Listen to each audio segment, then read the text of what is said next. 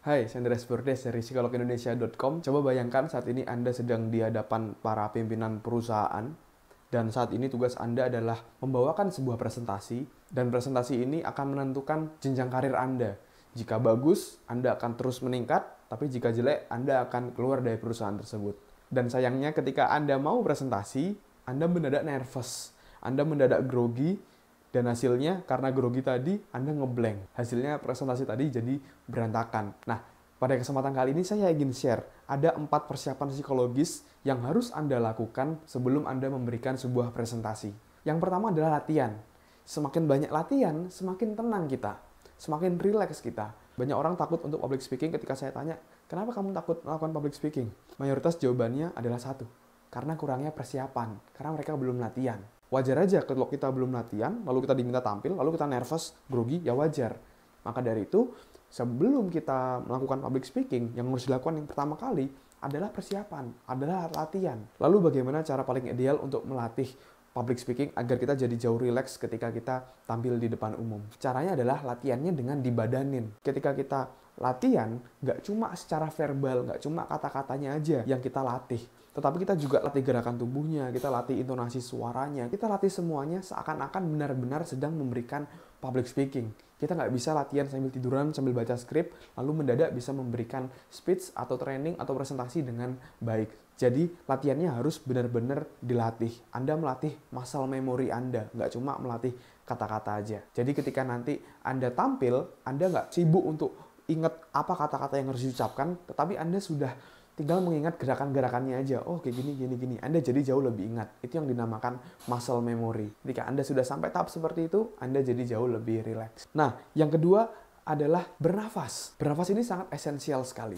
Banyak emosi kita, banyak apa yang kita rasakan ditentukan oleh pola nafas kita. Coba bayangkan ketika Anda sedang nonton film horor, lalu ketika Anda sedang takut, Anda begitu tegangnya, hantunya akan keluar. Bagaimana pola nafas Anda? Apakah Anda bernafas dengan lega, dengan panjang-panjang? Ataukah Anda bernafas dengan pendek-pendek? Anda takut seperti itu? Atau bahkan kadang-kadang kita menahan nafas ketika ada hantunya mau keluar. Kita nggak bernafas. Ketika Anda ingin jadi jauh lebih rileks, lebih tenang ketika mau tampil, Anda harus bernafas. Tarik nafas panjang, buang. Dengan seperti itu, oksigen lebih banyak masuk ke diri Anda dan juga ke otak Anda. Itu yang membuat Anda jadi jauh lebih rileks dan jadi jauh lebih tenang. Yang ketiga adalah Anda harus berdiri tegap. Karena our emotion is created by our motion. Emosi kita ditentukan oleh gerakan tubuh kita. Kalau gerakan tubuh kita seperti ini, loyo kayak gitu, mendadak emosi kita juga jadi loyo. Nah, gerakan tubuh tadi mempengaruhi dua hal. Yang pertama adalah mempengaruhi emosi Anda sendiri. Dan yang kedua adalah mempengaruhi emosi audiens atau pendengar Anda. Bayangkan misalnya saat ini sekarang saya ingin memberikan sebuah motivasi. Lalu ketika saya dipanggil oleh MC-nya, saya datang sambil seperti ini. Contoh misalnya, kita sambut, ini dia Andreas Bordes. Selamat pagi Bapak Ibu semua. Saya Andreas Bordes. Dan hari ini saya akan sharing tentang motivasi, bagaimana kita motivasi diri, bagaimana kita jadi jauh lebih semangat dalam hidup. Gimana rasanya? Rasanya pasti gak enak sekali karena pembicaranya sendiri gak semangat, gerakan tubuhnya juga jadi loyo, akhirnya emosinya juga jadi loyo. Nah, jadi yang harus kita lakukan adalah merubah gerakan tubuh. Dari yang awalnya misalnya loyo seperti ini, kita jadi jauh lebih semangat, jadi jauh lebih tegap, badan tegap, dada dibusungkan, kepala juga hadap ke depan, tegap sambil tersenyum. Anda jadi jauh lebih percaya diri. Jadi pastikan ketika Anda mau melakukan public speaking, Anda sudah mengubah gerakan tubuh untuk jadi jauh lebih percaya diri. Tapi nggak usah berlebihan juga, karena harus percaya diri Anda menegapkan seperti ini. Nah, nggak usah gitu juga ya, santai aja gitu, tenang aja, relax aja. Tegapnya biasa aja, jadi nggak usah terlalu berlebihan. Nah, yang keempat adalah imajinasi. Emosi kita itu ditentukan oleh apa yang kita pikirkan, apa yang kita imajinasikan, apa yang kita putar di otak kita secara berulang-ulang. Misalnya, ketika Anda takut maju ke depan, coba Anda sadari apa yang Anda bayangkan saat itu. Mungkin Anda bayangkan Anda presentasinya gagal, lalu banyak orang yang mencemooh Anda, yang mengejek Anda, ada yang lempar sepatu, lempar sendal, lempar duit, macam-macam kayak gitu. Anda bayangkan sesuatu yang membuat Anda sendiri takut. Itu yang membuat Anda tidak berani untuk maju.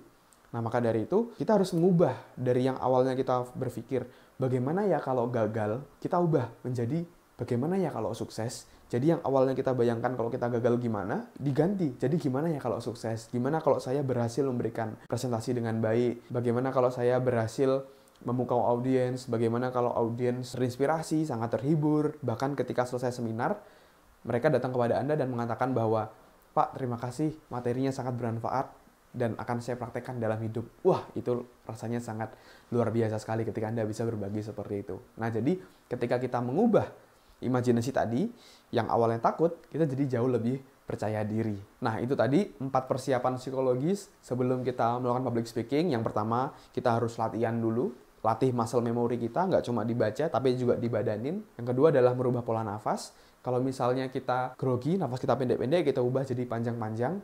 Kita tarik nafas panjang, buangkan. Itu kita jadi jauh lebih rileks. Yang ketiga adalah berdiri tegap, badan tegap. Our emotion is created by our motion. Emosi kita ditentukan oleh gerakan tubuh kita. Dan yang keempat adalah ubah imajinasi Anda. Dari yang memikirkan bagaimana kalau gagal, diubah jadi bagaimana kalau sukses. Dan putar film tadi berulang-ulang dalam otak Anda. Itu jadi Anda jadi jauh lebih semangat dan rileks. Lalu pertanyaannya, gimana kalau misalnya kita sudah melakukan 4 hal itu, tapi masih tetap nervous? Yang harus dilakukan adalah tetap melakukan. Saya pun pernah merasakan yang sama. Ketika saya mau presentasi, saya grogi, saya nervous, saya tetap melakukan. Seiring berjalannya waktu, seiring jam terbang, semakin banyak kita melakukan public speaking, akhirnya rasa takut, rasa nervous tadi makin lama makin menghilang. Anda jadi jauh lebih rileks, jadi jauh lebih santai. Semua pembicara terbaik pun pasti merasakan nervous. Tapi yang membedakan antara pembicara top dan pembicara biasa adalah pembicara top, walaupun nervous, mereka tetap melakukan public speaking. Mereka tidak mau dikalahkan oleh rasa takutnya. Terima kasih teman-teman sudah menonton video ini. Jika Anda merasa bermanfaat, Anda bisa subscribe di bawah sini dan juga Anda bisa klik like di bawah sini. Dan kalau Anda punya pertanyaan, Anda bisa tuliskan pertanyaan Anda di kolom komen. Dan satu lagi, kalau Anda ingin belajar public speaking lebih dalam, Anda bisa klik link di description di bawah sini. Terima kasih teman-teman sudah menonton video ini. Semoga bermanfaat, semoga menginspirasi Anda untuk jadi jauh lebih lancar ketika melakukan public speaking. Saya Andres Bordes dari psikologindonesia.com. Semoga bermanfaat dan salam dahsyat.